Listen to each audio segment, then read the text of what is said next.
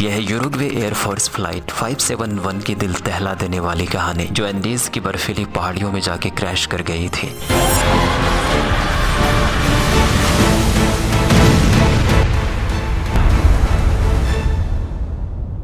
12 अक्टूबर साल 1972 south America के यूरुग्वे देश से एक छोटा सा चार्टर्ड हवाई जहाज टोटल 45 पैसेंजर्स को लेकर उड़ान भरता है, जिसमें बैठे हैं ओल्ड क्रिश्चियंस क्लब की रग्बी टीम के 19 प्लेयर्स और इनके साथ है इनकी फैमिली और इनके कुछ दोस्त। ये प्लेन जा रहा है चिली देश की राजधानी सैंटियागो, जहां इस रग्बी टीम को चिली की नेशनल टीम के साथ एक फ्रेंडली मैच खेलना है। ये उड़ान मात्र 3 घंटे का होने वाला था, लेकिन बीच में आती है विशाल एंडीज की बर्फीली पहाड़ियां। साउथ अमेरिका में फैली इन पहाड़ियों का रेंज दुनिया की लॉन्गेस्ट माउंटेन रेंज और हिमालय की पहाड़ी के बाद सबसे ऊंची पहाड़ियां भी यहीं पे पाई जाती है। 12 अक्टूबर के उस दिन प्लेन की टेक ऑफ के थोड़ी देर बाद इन पहाड़ियों में तूफान आ जाता है, जिसकी वजह से पायलट्स प्लेन को अर्जेंटीना के मेंडोजा शहर में लैंड करा देते हैं। अगले दिन 13 अक्टूबर को मौसम साफ होने के बाद दोपहर के लगभग 2 बजे पायलट्स दोबारा से प्लेन को टेक ऑफ कराते हैं। मौसम बिल्कुल ठीक ठाक था, तो अगले 1 घंटे का सफर आसानी से होने वाला था। पायलट्स आराम से प्लेन उड़ा रहे थे। पीछे बैठे सभी पैसेंजर्स बिल्कुल मजे में थे, इस बात से बिल्कुल बेखबर कि आगे उनके साथ क्या होने वाला है। यह हवाई जहाज सैंटियागो के काफी नजदीक पहुंच रहा था, लेकिन अभी भी पहाड़ियों में था। इस शहर के बगल में बहुत ऊंची ऊंची पहाड़ियां हैं। टेक ऑफ के 1 घंटे बाद पायलट्स प्लेन को नीचे उतारने लगते हैं। नीचे उतारते समय प्लेन में अचानक से एक बड़ा टर्बुलेंस देखने को मिलता है। प्लेन बहुत तेजी से ऊपर नीचे हिलने लगता है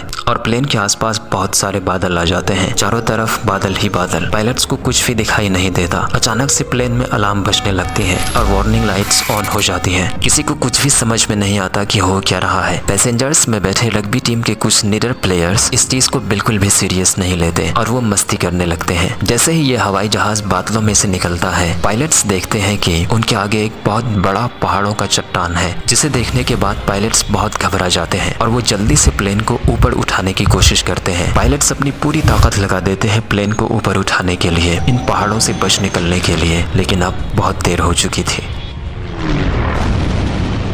हवाई जहाज का पिछला हिस्सा इन पहाड़ से टकराकर बिल्कुल अलग हो जाता है। प्लेन के सबसे पीछे बैठे 3 पैसेंजर्स हवा में गायब हो जाते हैं। कुछ सेकंड्स तक ये प्लेन ऊपर उड़ता है और फिर नीचे गिरने लगता है। नीचे गिरते समय एक और टकराव और इस बार प्लेन का लेफ्ट विंग टूटकर अलग हो जाता है और पिछले सीट में बैठे कुछ और पैसेंजर्स नीचे गिर जाते हैं। फिर उसके बाद लास्ट में प्लेन बर्फ पर गिरता है। 350 किलोमीटर पर आवर की स्पीड से ये प्लेन बर्फ पर स्लाइड करते करते लगभग 700 मीटर नीचे जाकर इसका लास्ट टकराव होता है।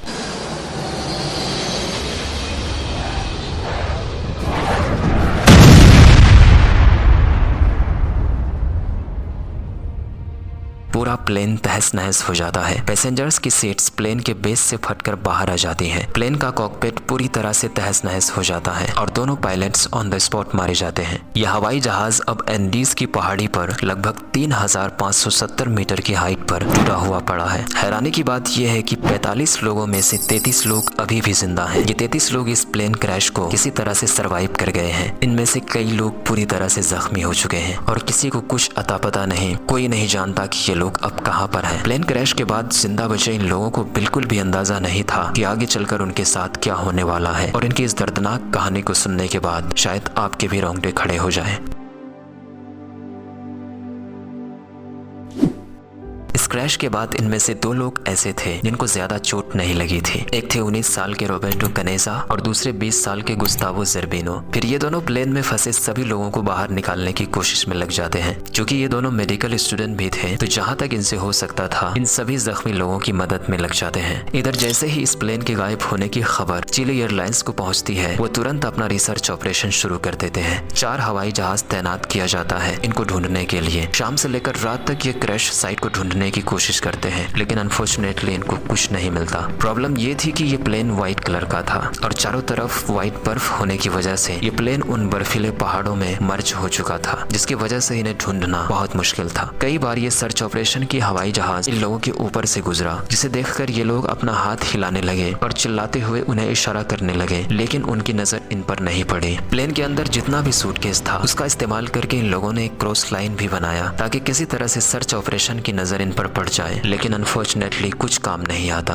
प्लेन क्रैश की उस रात को इन लोगों को पूरी उम्मीद थी कि रेस्क्यू टीम इन लोगों को ढूंढ ही लेगी। बस एक रात किसी तरह से इन बर्फीले पहाड़ों पर गुजारनी है। इन्होंने प्लेन की बची हुई बॉडी का इस्तेमाल किया रात गुजारने के लिए। प्लेन की सीट्स और लगेज की मदद से इन्होंने प्लेन के पिछले हिस्से को बंद किया ताकि बर्फीली हवा अंदर ना आ सके। ठंड बहुत ज्यादा थी। रात को टेम्परेचर -30 से 40 तक चली जाती है इन बर्फीले पहाड़ों पर। 13 अक्टूबर की उस रात को 5 जख्मी हुए लोग इस ठंड की वजह से मारे जाते हैं। अब इस 33 लोगों में से बचते हैं 28 लोग। चारों तरफ सिर्फ बर्फीली पहाड़ियाँ, एक्सट्रीमली ठंड। एंडीज के विशाल पहाड़ियों के बीचों बीच जाके ये प्लेन क्रैश किया था और इन लोगों के पास खाना भी थोड़ा सा था। कुछ खाने की चीजें जो ये लोग साथ में लेके चले थे, कुछ चॉकलेट्स, डेट्स, कैंडीज, एलमंड्स और कुछ वाइन की बोतल्स। इसी खाने को ये लोग कुछ दिन तक थोड़ा थोड़ा बांट कर खाते रहे और वाइन की एक एक घूंट पीकर किसी तरह से गुजारा करते। इसी तरह से दिन बीतता गया और ये लोग रोज मदद की एक उम्मीद लगाए बैठे रहते। इसी तरह से दिन गुजरता गया और धीरे धीरे इन लोगों के पास जो बचा हुआ खाना था वो भी खत्म हो चुका था। भूख से ये लोग तड़प रहे थे। प्यास की वजह से गला सूख रहा था। भूख की वजह से इन लोगों की हालत खराब होती जा रही थी।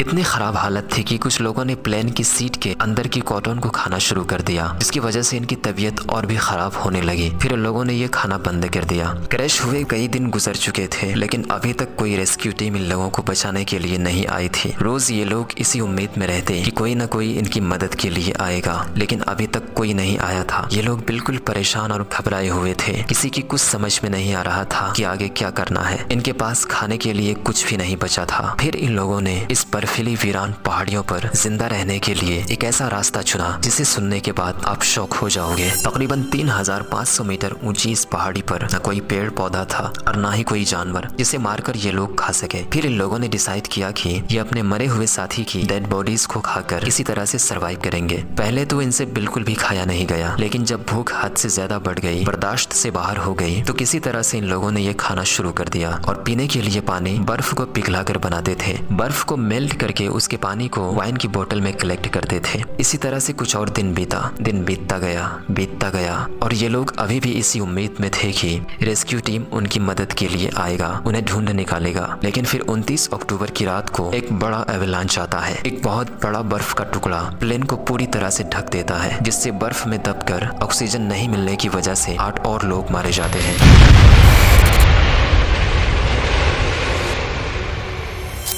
अब बचते हैं सिर्फ 19 लोग। इन सर्वाइवर्स में से एक लड़का था रुवाय हार्ली, जिसको प्लेन के अंदर एक रेडियो मिला था, जिसमें वो कुछ वायर्स का इस्तेमाल करके एक एंटीना बनाया और रोज वो इस रेडियो को ऑन करके कुछ न्यूज सुनने की कोशिश करता रहता कि कुछ इन्फॉर्मेशन मिले, बाहर की दुनिया की कुछ खबर मिल सके।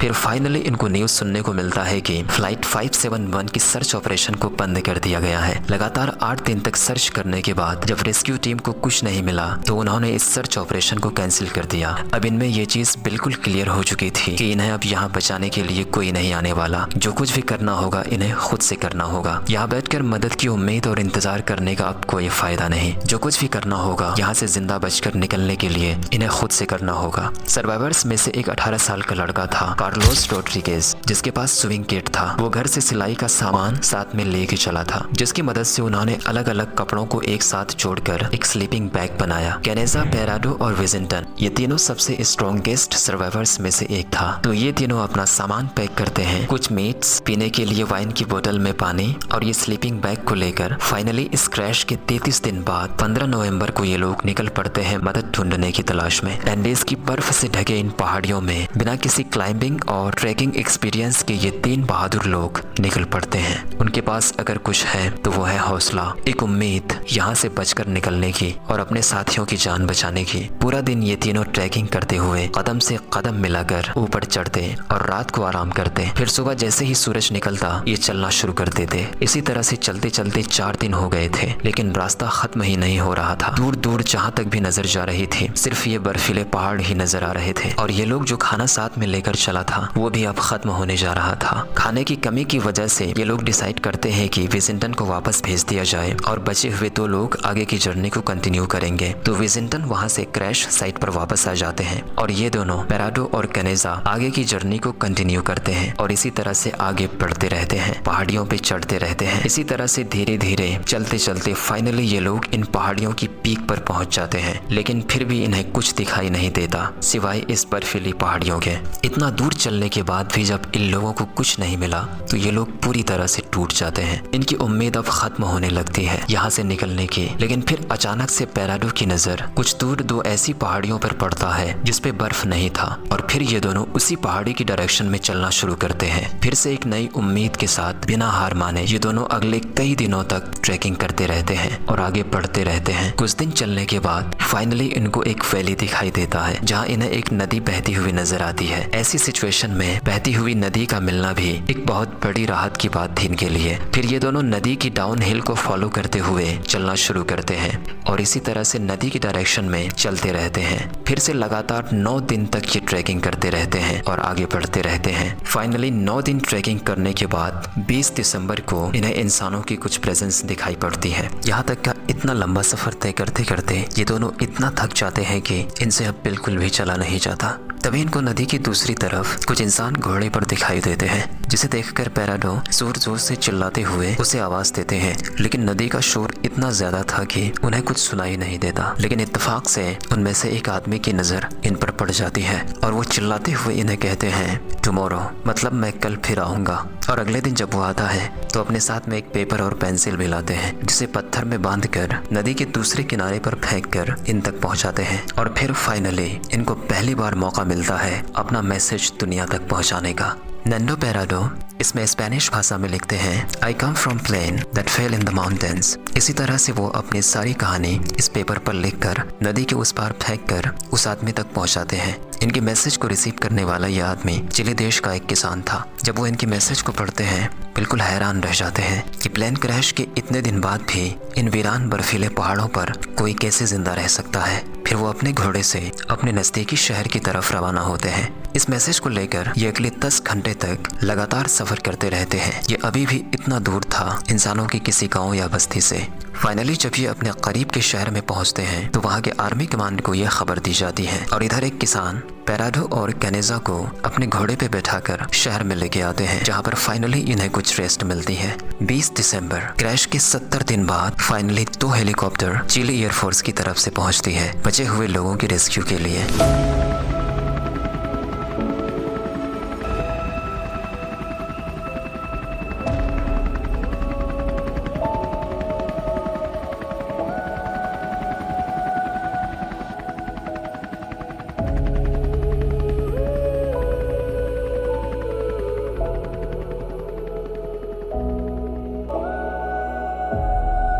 टोटल 45 लोगों में से मात्र 16 लोगों ने इस क्रैश को सरवाइव किया और बाद में ये लोग अच्छी तरह से रिकवर भी कर गए। दोस्तों, एंडीज के सर्वाइवर्स की ये इंस्पिरेशनल स्टोरी हमें ये सिखाती है कि जिंदगी में कितना भी मुश्किल से मुश्किल सिचुएशन क्यों ना आ जाए, कितना भी अंधेरा क्यों ना हो जाए, लेकिन हमें उम्मीद और हौसला नहीं छोड़नी चाहिए। जिस उम्मीद और हौसले की वजह से इन बर्फीले वीरान पहाड़ियों पे इन लोगों ने सर्वाइव किया। आपका बहुत बहुत शुक्रिया इस वीडियो में हमारा साथ देने के लिए। Thanks for watching this video.